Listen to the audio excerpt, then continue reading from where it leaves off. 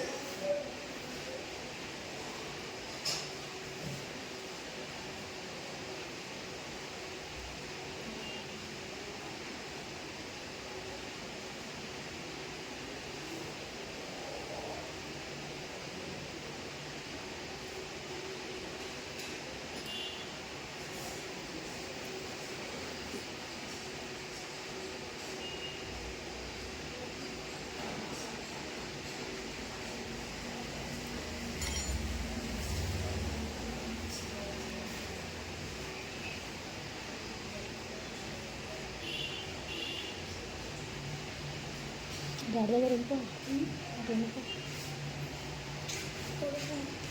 అక్కడ కూర్చో.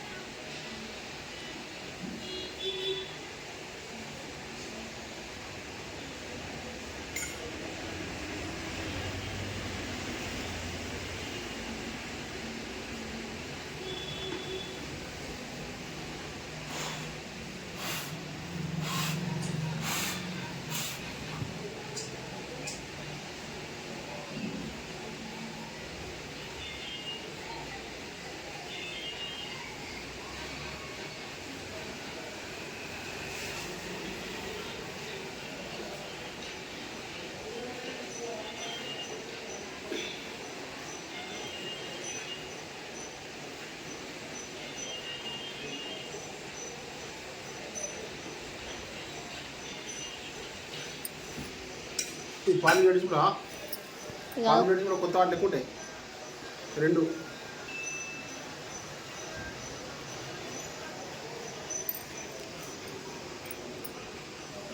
దిమ్మలు ఎక్కడ తీసుకున్నాం? కొన్నప్పుడే తీసుకో, మళ్ళీ వేరే పని చేయి. ఇలా వేరే కొత్త వేసుకొని పెట్టి కూడా పాలు ఇక దానికి పెట్టి దీన్ని పెట్టకుండా ఎట్లుంటుంది? ఇది కూడా వేడి ఇస్తా, దాని మురికి బాగుంటుంది. వేడి ఇస్తే పాలు వేడిసుకో.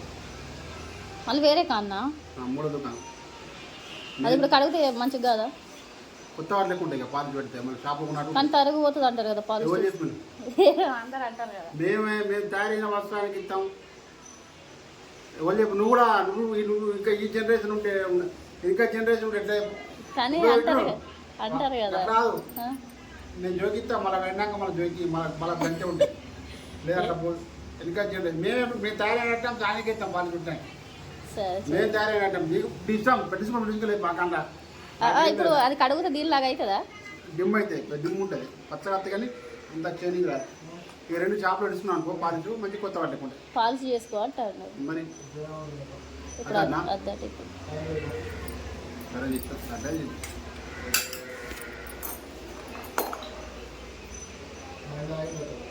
ఎందుకో ఎందుకు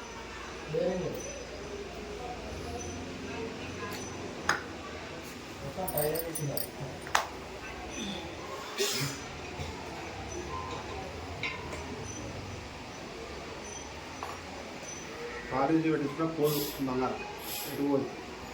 100 సార్లు ఇక బంగారం ఎంత అంటే ఆగ్రహం రాకపోతుంది.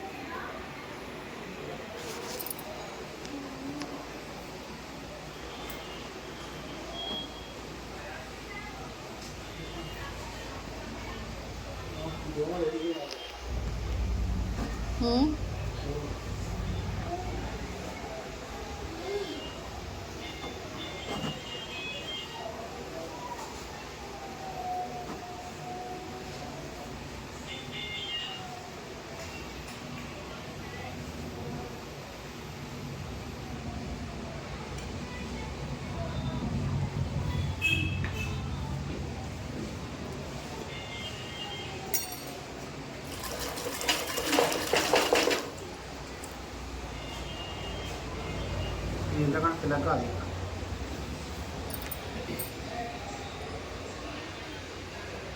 పాలింగ్ అయితే నీకు మళ్ళీ 2 కొద్దిగా వస్తాయి. మీకు ఆల్రెడీ తేడా కనిపిస్తుంది కదండి, చూడండి. అంటే కొంచెం చేంజ్ అనిపించింది. అంటే మీరు ఎప్పుడన్నా చేసుకుంటే మీ సైడ్ ఎంత తీసుకుంటారు, అసలు ఎట్లా ఇంతేనా, అంటే ఏం తరుగుపోదా అనేది మాత్రం కామెంట్ చేయండి. అంటే నాకు ఎప్పుడు ఇదే డౌట్ ఉంటుంది. అంటే ఇక్కడి వరకు కనుక వీడియో చూస్తే థ్యాంక్ యూ సో మచ్ అండి. వీడియో కనుక నచ్చితే లైక్ చేసి సబ్స్క్రైబ్ చేయండి. Thank you for watching. చిన్న కామెంట్ చేయండి.